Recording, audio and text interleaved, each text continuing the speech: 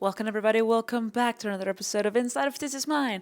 And yes, for the ones that are actually watching the episode, I burned myself the other day. Okay? Yes, I burned my forehead and now I have a big scar and a big burn. I need to cover it and I have a little bandage, but that's okay. I was doing the mic check because I always fear that it's not recording properly because it has happened to me in the past, bad experiences. As always, as everything in my life, there's bad experiences that always teach me something. And that's one of the things that I want to talk about in this episode. One of the things that I want to talk about today is pain. It's funny because we don't like that word. We don't like feeling pain. Definitely not the feeling that we like to feel. Not the emotion. Is it feeling or emotion? Wait. It's both. But it's definitely something we don't like to feel. And I always wonder why. I do understand the part where it's painful. Pain is painful. It's not fun at all to go through a painful moment, a painful experience. But at the same time, pain is part of being a human. It's an emotion. Okay to also feel it. It's valid to feel it. And the reason why I'm saying this is because we always try. I see people around. I've seen a lot of people in my life, including myself, okay, trying to suppress it, trying to avoid it, trying to, as hard as they can, to not feel this. No one wants to feel pain. No one wants to have a bad day. No one wants to have a bad moment and not know what to do with that. Because when you're experiencing something painful, it feels like a tornado inside of you. It feels like something tangled that you can't get out. And I think the worst part about it is that because we don't know what to do with it or how to handle it, it tends to carry on over time. And I say this because the other day, yet again, something happened to me that left me feeling with a lot of pain that I didn't know what to do with it. The thing is, it doesn't last for a minute. It does not last for an hour or a day. There are days where if you have a lot of control over yourself and you know how to handle it, then it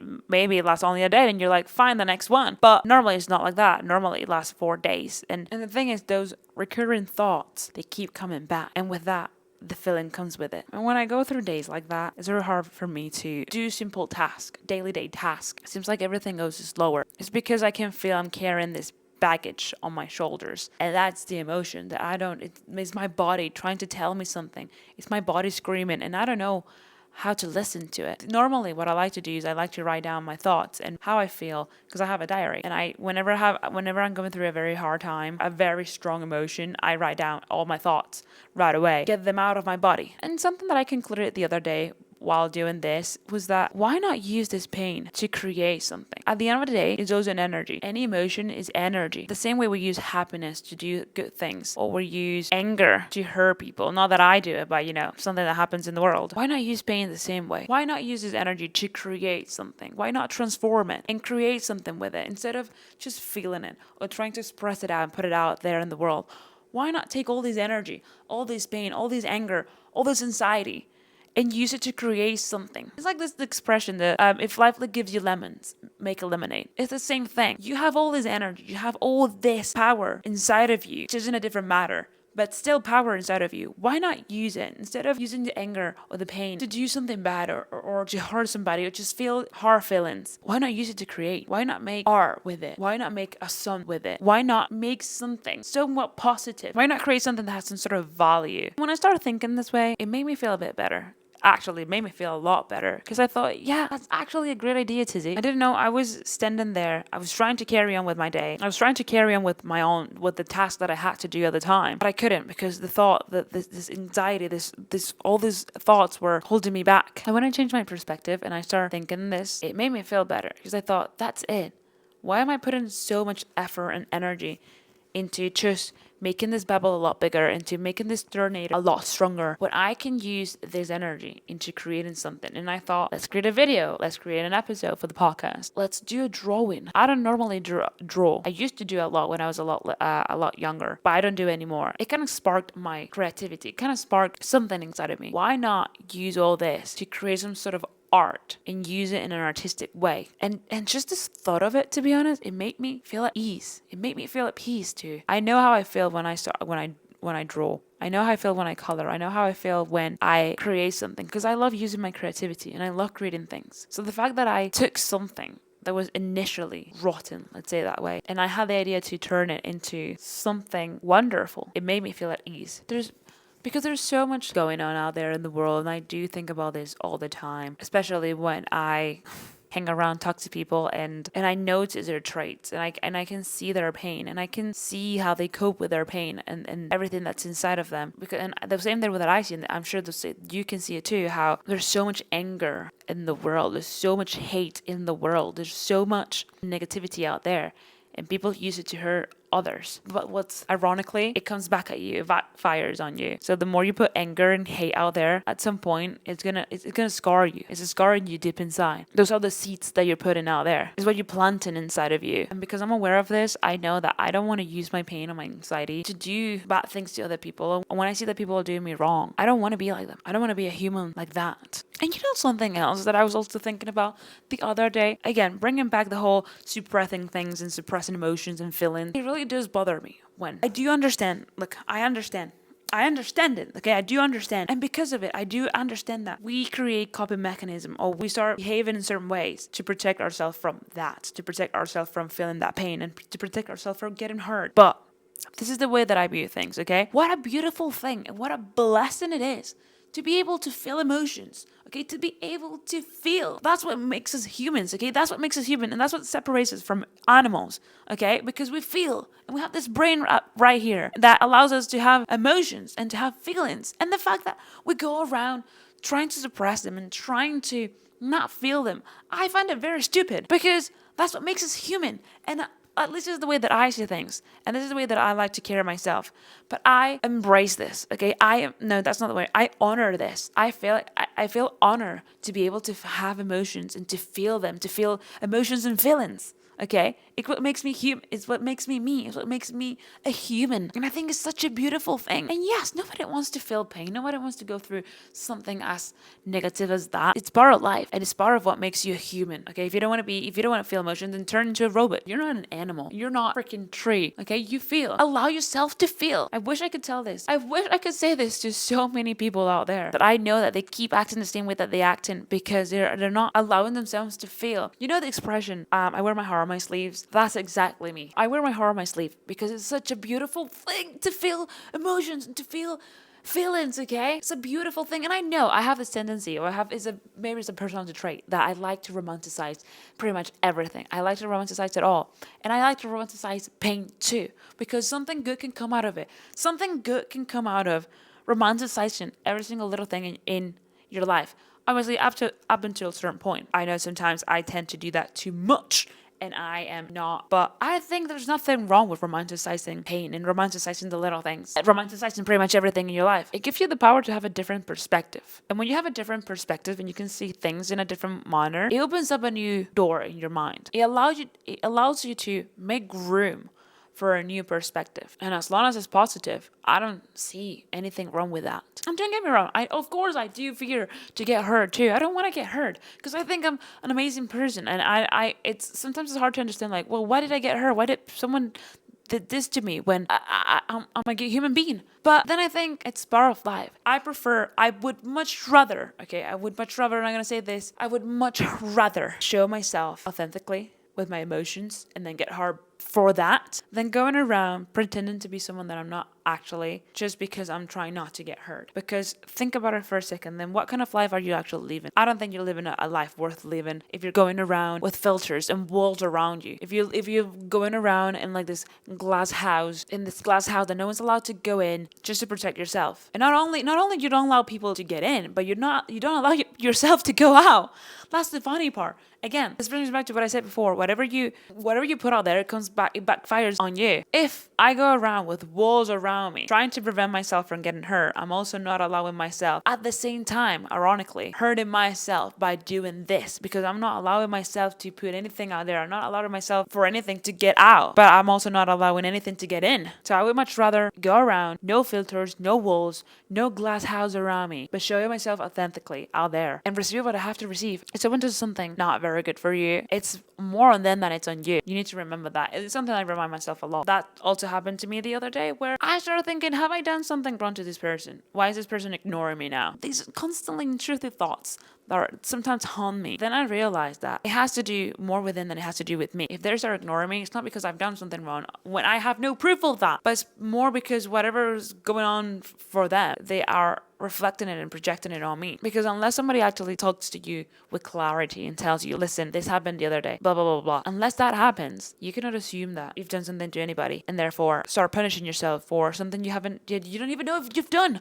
If you're like me, okay, if you're someone that is very emotional, maybe emotional is not the right word, but yeah, maybe that is the actual right word, okay? Because I feel a lot of things and I like to feel emotions. I like to feel the adrenaline rush. I like to feel happy. I like to feel pain. As bad as that sounds, I do, okay? Because it makes me feel human. I like feeling, okay? So if you're like me that likes to feel emotions, okay, I would much rather go around being true to myself by acting this way, okay? Feeling all the emotions with the people around me than not doing it. I see as a very miserable thing to go around and pretend that you're someone that's heartless when you have such a big heart, when you have the ability, okay? Because it's a blessing, it's an ability, it's a privilege, okay? It's a privilege to feel. How many people out there cannot do that? How many people out there that they don't allow themselves to do it? You see, I'm trying to speak too fast. There's too many thoughts coming to my mind right now. And obviously, I cannot say them all at the same speed. I don't speak that fast. I try to.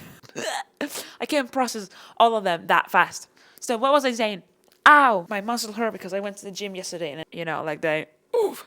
But out of the point. Listen, we only have one life, okay? And I know that's so cliche to say, but we only have one life and it's the truth. So I would much rather go around being true to myself, being honest to myself. And if that means showing my emotions, showing my feelings, and showing to you how I am. If there's one thing you can get out of this episode after all the stuff that I rumble about, is just wear your heart on your sleeve. Okay, I understand. No one wants to get hurt. But to me, it's more important to be honest with myself and be true to myself. That's at the top of the list, okay? That's the most important thing to me, to stick true to myself and not hide my colors and not hide my feelings and not hide the person that I am because A or B, because what could happen, or because there's bad people out there in the world. Don't get me wrong. Obviously, we have to be smart about who we share these thoughts and these ideas and these feelings with. There's a difference between knowing that this person is a bit sketchy and might not be it's just not there, because I truly believe we all have a sixth sense. We know when something just feels off and maybe this is not the right place. Like your body talks to you. We just have to learn how to listen to our bodies and interpret the body language, okay? Because our bodies speak to us. So when you start understanding the way that your body talks to you, we'll also understand